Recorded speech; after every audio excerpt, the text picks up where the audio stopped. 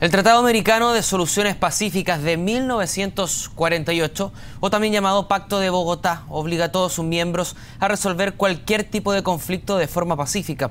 Tras el fallo de la Corte Internacional de La Haya, miembros de la UDI plantearon el retiro de Chile de este pacto.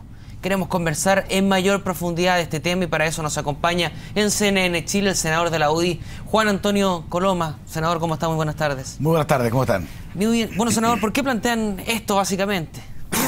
A ver, digamos las cosas por su nombre, yo quiero en esto ser súper claro. El tratado, el Pacto de Bogotá entró en funcionamiento en 1948, después de la Segunda Guerra Mundial, como una forma de incentivar la solución pacífica de los conflictos. En ese momento entraron 35 países, suscribieron el Pacto de Bogotá, todos los países americanos. Con el transcurso de los años ha pasado algo que la gente no dice. Quedamos solo 14. O sea, de los 35 originales, la inmensa mayoría o no ratificaron o se han ido saliendo, como Colombia o como El Salvador hace poco rato. ¿Y por qué se han ido saliendo? Porque han considerado que entregarle la soberanía al instrumento que el Pacto de Bogotá contempla, que es la Corte Internacional de Justicia de La Haya, es un profundo error. Y esto, que los otros países lo han hecho, yo creo que es fundamental que lo hagamos nosotros. Nosotros somos además los que hemos sufrido con mayor claridad las malas resoluciones de la Corte Internacional de La Haya. Nos pasó con Perú y nos está pasando ahora con Bolivia. Entonces, yo creo que es el minuto de decir cuál es el sentido de permanecer en el Pacto de Bogotá. Algunos dicen, no, pero es que es un organismo internacional muy relevante. Nuestro espíritu internacionalista. Señores, de 35, 14 está en el Pacto de Bogotá. O sea, tan relevante no es. Segundo, es que nos dicen que la Corte Internacional de La Haya es la corte de que resuelve los problemas del mundo. ¿Pero quién dijo eso? De 196 países, pueden verlo en la página de Naciones Unidas, de 196, solo 63, un tercio de los países se someten a la jurisdicción de La Haya. Los otros países no lo están haciendo, están llegando a acuerdos directamente o están buscando un ámbito especial. Entonces, mi posición es, teniendo un Pacto de Bogotá en que la minoría de los países son parte, teniendo una Corte Internacional de Justicia que hace mucho rato que no falla en derecho, sino que por razones políticas, que ya 2 veces ha actuado en forma arbitraria, yo me pregunto cuál es el sentido de seguir sometido a que uno sigan demandando. ¿Sabe lo que va a pasar? ¿Cómo vamos? Se van a ir todos los países, van a quedar 3, Perú, Bolivia y Chile.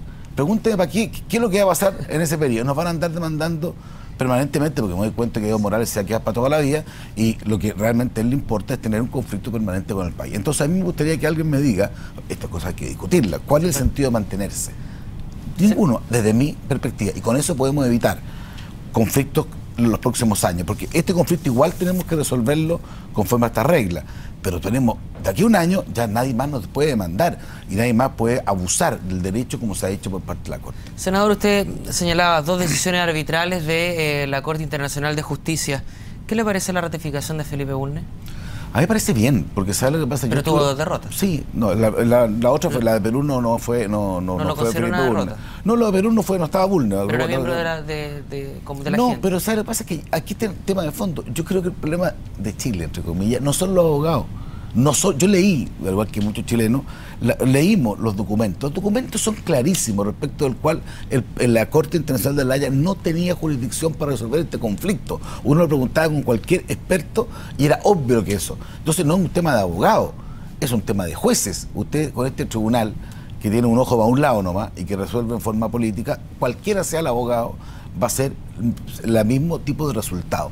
Porque también quiero hacerme cargo de un tema. La gente me dice que la Corte Internacional de La Haya, los juristas más importantes. ¿Y quién dijo eso? ¿Alguien ha visto cómo se nombran los jueces del Tribunal de La Haya? Hay un porcentaje que son juristas internacionales, pero la otra mitad la elige la Asamblea de Naciones Unidas cada cierto tiempo y los países la proponen por razones políticas.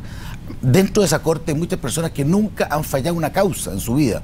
Han sido ministros de Relaciones Exteriores de países, han sido actores políticos de los países, pero no tienen ninguna especialización en materia de derecho internacional. Entonces, ¿le parece a usted razonable que nuestro país, nuestra historia, nuestra soberanía se exponga a que personas que nunca se han dedicado al tema del derecho internacional, pero sí se han dedicado a la política, resuelvan, porque Evo Morales se victimiza, no se victimiza internacionalmente? Entonces eso es lo que me parece a mí absurdo, y por eso yo claramente no tocaría el equipo de defensa, reforzaría el tema comunicacional, porque se ve que Bolivia ha actuado por la vía de la comunicación, no por la vía del derecho, y de todas maneras plantearía este tema de no seguir sujeto a esta tiranía del Pacto de Bogotá, que al final no resuelve ningún problema y en Chile solo nos está generando conflicto. Senador, ¿y cómo quedamos ante Latinoamérica frente a este país? Cero problema. ¿Cómo quedamos?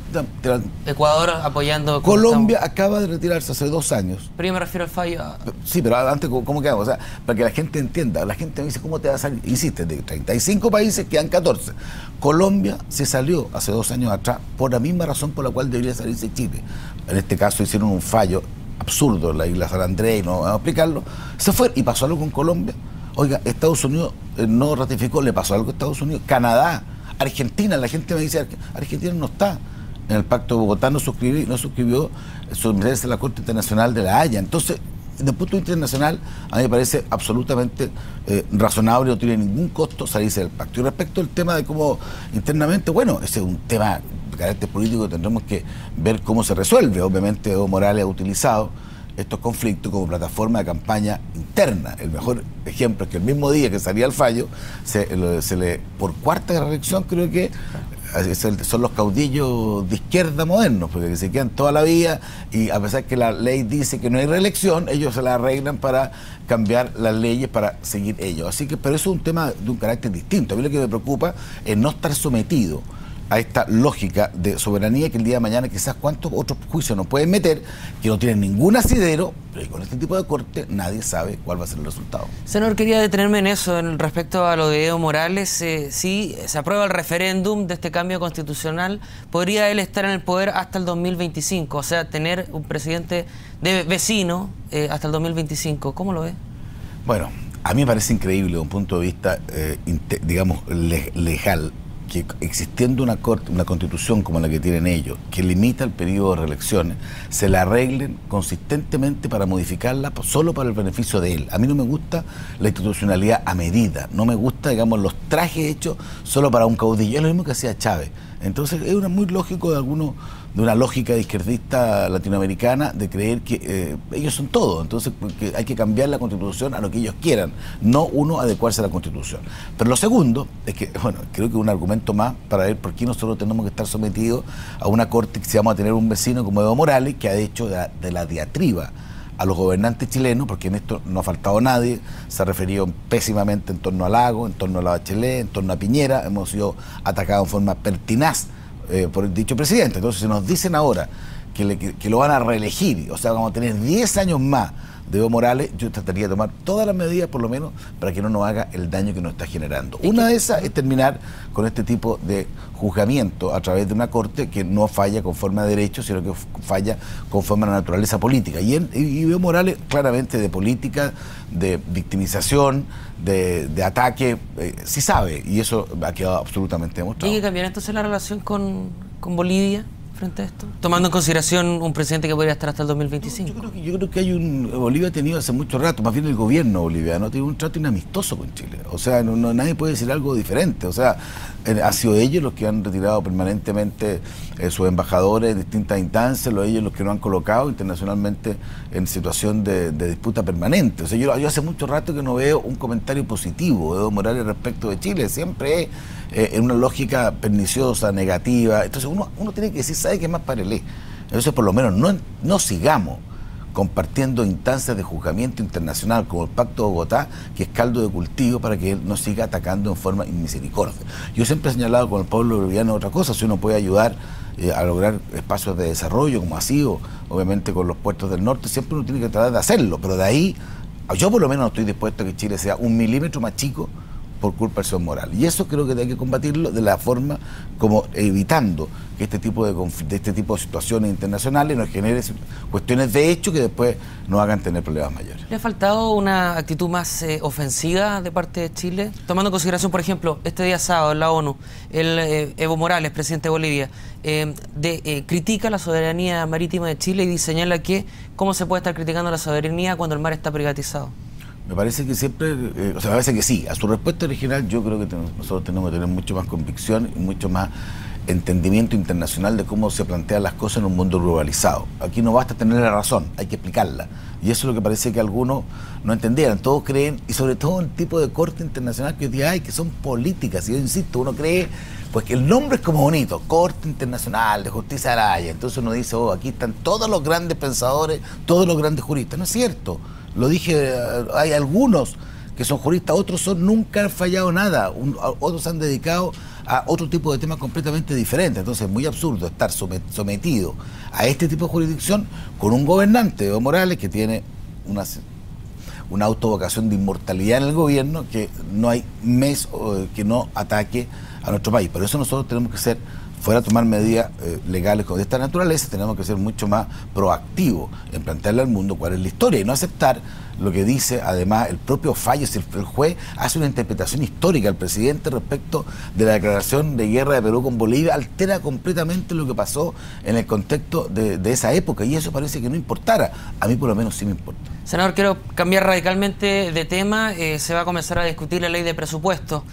Ya está instalada, al menos los indicadores económicos lo señalan, la desaceleración en el país. ¿Cómo es el futuro de la discusión en el Parlamento? Bueno, el miércoles vamos a ver, pero obviamente este es un presupuesto que es muy distinto de como otros presupuestos. Hasta los últimos años teníamos un país que iba creciendo año a año, tasa importante, al 5%, que controlaba la inflación y que garantizaba el empleo. Hoy día, por política, a mi juicio, y esto es debatible, pero en mi visión, por un error muy profundo del actual gobierno en tratar de hacer el país de nuevo, reformas de todo tipo que generaron una inseguridad brutal. Hoy día tenemos un país que en vez de crecer, está creciendo lo mínimo, la inflación está llegando a lo máximo, la UEF es lo que más afecta particularmente a los que tienen menos, porque la gente que tiene menos consume todo, y cuando hay consumo de todo, paga impuestos por todo, y por eso de esa manera la UEF obviamente lo va influenciando. Entonces, tenemos un presupuesto que va a ser más restringido, no vamos a estar creciendo casi a 2 dígitos en presupuesto, es imposible, porque si uno hace un presupuesto muy amplio, la inflación va a subir mucho más todavía, va a ser más acotado. Lo que nosotros estamos pidiendo es austeridad, o sea, entender de que no podemos seguir haciendo subir la inflación a través de un presupuesto mal calculado. Regla fiscal estable en el plazo. Este gobierno había dicho que el déficit iba a ser 0 cuando terminara, parece que va a ser imposible, pero por lo menos tener un rigor fiscal de modo de evitar mayores problemas. Pero también tiene que tener otras cosas, por ejemplo, priorizar bien. ¿Dónde hay que priorizar? Hay que priorizar en materia de delincuencia, que es el problema número 1 del país. Hay que priorizar en materia de hospitales, que acabo de ver hoy día en los diarios que van a postergar otra vez, o aparentemente, la construcción de los 60, los 20, 20 y 20, los 60 hospitales, muchos de los cuales venían de antes, un chuteo mayor. Y no gastar, como se hizo este último periodo, un montón de plata en contratar amigos, porque se contrataron 30.000 personas el último periodo, y yo espero que esto sea una lógica de inversión, que sea un presupuesto austero, bien priorizado y estimulante de la inversión. Queremos un presupuesto para la clase media, para los emprendedores, para que sea un incentivo para que el carro poder tirarlo hacia adelante, no uno que solo cree empleo o que solo se preocupe de temas que no importan a los chilenos. Senador, en ese sentido, las reformas que se están llevando a cabo, ya se ha anunciado, o al menos se ha esbozado, de 500 millones de dólares en educación, se van a reducir a 300 millones de dólares. ¿Cómo está viendo este realismo sin renuncia que anuncia en su minuto la presidenta de Chile? Yo creo que estamos viendo como el máximo de la improvisación, porque en materia, vamos al tema educacional, vamos a tener que verlo. Desde el año pasado hasta ahora han cambiado 7 veces lo que van a hacer con materia educacional. 7. O sea, porque al principio era, acuérdense, educación de calidad. Aquí se habla de cualquier cosa menos de calidad. Se habla de otro tipo de temas y más bien se genera un tipo de injusticia muy grande diciendo vamos a hacer una educación gratuita para algunos, no para los más pobres, sino para los que están en algunas universidades, cosa que a mí me parece absurdo. Entonces, temas como ese no se pueden improvisar. Si los recursos cuestan mucho conseguirlos, hay que pensar antes lo que uno va a hacer. Por eso yo no soy partidario de aprobar ni una norma hasta que nos digan para qué. Si después se ven con los recursos y después no saben qué hacerlo, eso significa dilapidarlo, eso significa malgastarlo. Por eso aquí lo mínimo que uno pide es que el gobierno piense realmente qué va a hacer con los recursos, no los pida para después cambiar 7 veces respecto a qué va a hacer con ellos. ¿Se ha jugado con la expectativa en torno a esto y también en la realidad económica pensando en la reforma? Yo creo que mucho. Primero hay un ánimo de este gobierno de echarle siempre la culpa al empedrado, siempre de echarle la culpa al mundo internacional. El mundo internacional tiene un margen de responsabilidad, no cabe duda que es un mundo más difícil, pero el grueso de los problemas económicos en Chile es por inseguridad, es por incerteza, es por responsabilidad de la reforma laboral, es por responsabilidad de la reforma de agua, es por la responsabilidad de la reforma educacional, es por responsabilidad de la reforma tributaria, ese intento de hacer el país de nuevo. En Chile, en circunstancias que Chile no quiere que hagan un país de nuevo, quiere que digamos que se enfrente la injusticia o la falta de oportunidades. Quiere un país más justo, pero no quiere otro Chile. Entonces, cuando quieren cambiar todo, lo que ha pasado es generar una situación de incerteza que ha enfrenado la inversión y que tiene todo el mundo cada vez más restringido. Yo no sé quién hoy día en Chile piensa que estamos hoy día mejor que hace 2 años. Yo por lo menos no he oído a nadie que me diga eso de ningún color político. Bueno, esto entonces entiende que aquí se han cometido error tras error. Y lo que parece más grave es que parece que hay una pertinacia en el error, cuando se dice que no solamente se van a continuar, sino que hoy día en la mañana se anunció que en 15 días más se va a dar el itinerario de la reforma constitucional, como la guinda de la torta, como si hubiera... ya no hubiera más incerteza, se van a decir, mira, ahora vamos a revisar los cimientos del país, vamos a revisar los derechos, vamos a revisar los deberes, el contenido ideológico de lo que ha sido un sistema que a mi juicio ha sido exitoso, pero que de a poco se ha ido matando o jibarizando. Eso va a ser en 3 semanas más, va a anunciar la presidenta. O en 3 semanas más, pero yo le digo una cosa, yo no sé la presidenta, yo lo quiero, no sé si ustedes están en el extranjero, pero cuando un país que iba bien empieza a ir mal, uno lo que tiene que hacer es decir, ¿dónde puedo haber cometido errores para rectificarlo? No tiene que decir dónde voy a hacer más enredo para ponerlo más nervioso. Entonces, eso es lo que a mí me duele. Yo quiero que al país le vaya bien.